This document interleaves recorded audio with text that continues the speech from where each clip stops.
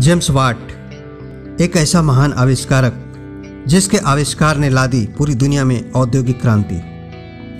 एक वैज्ञानिक जिसने बनाया भाप का इंजन और जिसके नाम पर बिजली की इंटरनेशनल सिस्टम यूनिट वाट रखी गई। जेम्स वाट का जन्म 19 जनवरी 1736 को स्कॉटलैंड के ग्रीनोक में हुआ था। बचपन से ही जेम्स वाट बेहद शांत प्रकृति के थे।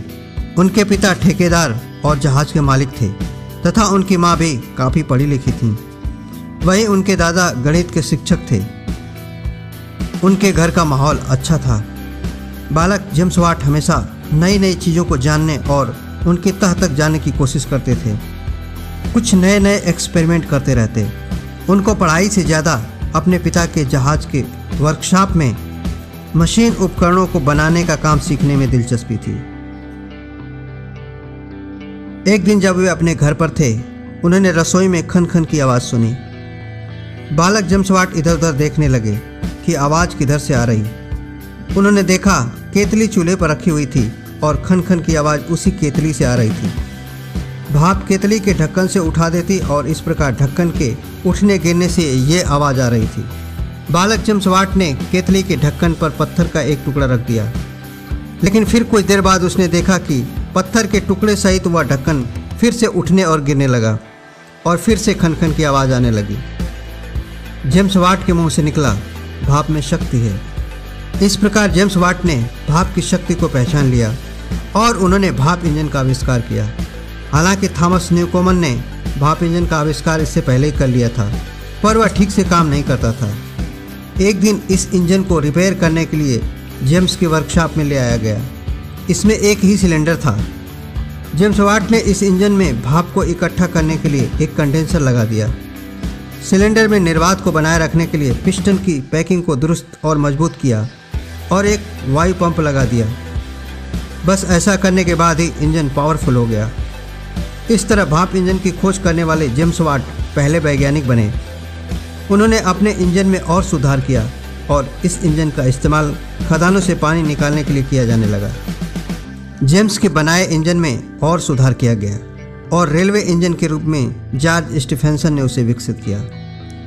जेम्स वाट के बनाए इंजन से पूरी दुनिया में औद्योगिक क्रांति की शुरुआत हुई। जेम्स वाट का जीवन काफ़ी संघर्षमय रहा। उनकी पहली पत्नी का निधन हो गया। सौभाग्य से दूसरी पत्नी अच्छी मिली।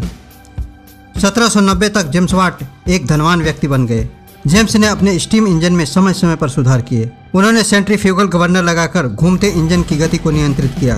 भाप के दबाव को दर्ज तथा आयतन के अनुपात को दर्ज करने के लिए एक ऐसा संकेतक बनाया जिसे थर्मोडायनामिक्स कहते हैं। जेम्स वाट को उनकी खोजों के लिए रॉयल्टी के तौर पर $76,000 मिले।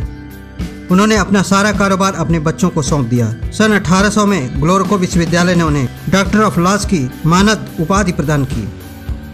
1814 में साइंस एकेडमी ने उन्हें सम्मानित किया। वृद्धावस्था में उन्हें राजनीतिक विरोधों के साथ साथ कई पारिवारिक दुखों का सामना करना पड़ा।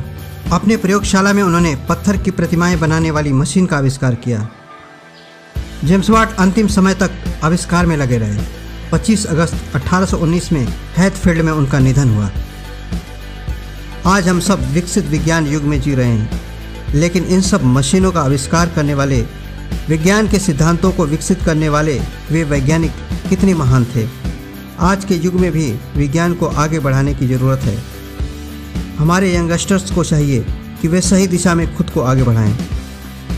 आज अंधाधुंध औद्योगिकरण के कारण पूरा पृथ्वी का नेचुरल सिस्टम डिस्टर्ब है। यहाँ पर ऐसे आविष्कारों की ज़रूरत है जिससे वातावरण में पॉल्यूशन न हो, क्योंकि समय की मांग है कि हम अपने इन्वेंशन ट्रेंड को चेंज करें।